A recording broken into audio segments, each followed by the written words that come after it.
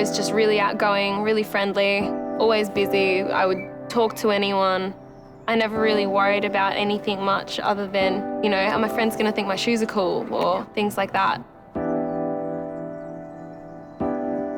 The way I thought about everything began to change.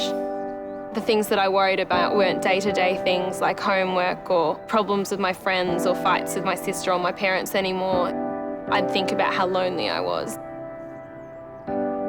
It was definitely affecting the way that I was living. Like, I wouldn't do assignments. I'd go through different phases of either hating being around people or hating being by myself, not wanting to be alone with my thoughts. I just went between feeling almost physically in pain to feeling just numb, like almost nothing. And I don't know which one of those two things was worse.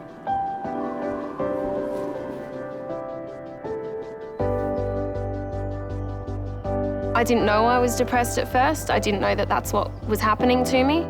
I thought that what I had in my head was actually a very clear view of life. With my friends, I would really put in an effort to keep the happy face on. I think that there would have only been 3 or 4 people that I was at high school with that would have known that I was depressed. I started fighting with my friends because they were telling me, "You're not okay, you need to go and get some help, you need to go and talk to someone." I didn't want to, because I didn't think that anyone could help. I didn't think that I deserved help. And I just didn't see a way out of it. I felt so bad about myself, but I cared about my friends and I cared about my family. For the sake of those people, I guess that was the first thing that motivated me to want things to change.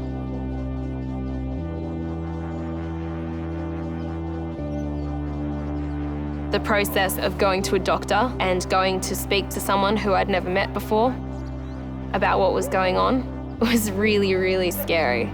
To me, these professionals were just terrifying and anonymous, and I just didn't understand what they could possibly do for me.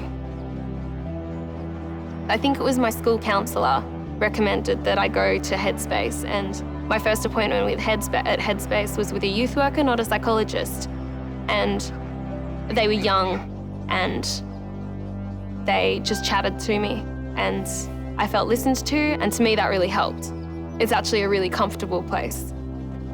They don't write off your problems as just teenage angst or moodiness. You just get the impression that nothing is too big or too small. It's just a much less intimidating environment than I'd imagined. I think the most valuable thing that I got from going to Headspace was learning strategies and learning techniques to be able to help myself. To recognize when I wasn't coping, and how to deal with that.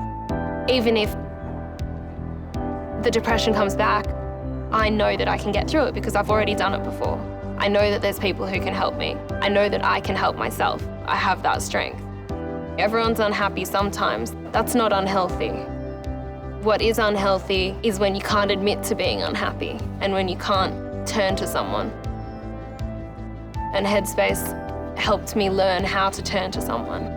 Learning how to talk about what I was going through just changed everything for the better in terms of my relationships with my family and my friends. Talk to someone. Go to Headspace, go to eHeadspace, chat to someone online or on the phone. Go to your mum and tell her that you're feeling bad. Go to your teacher if you have a teacher that you like. Go to anyone and talk to someone. Keep on trying because there is someone who can help you.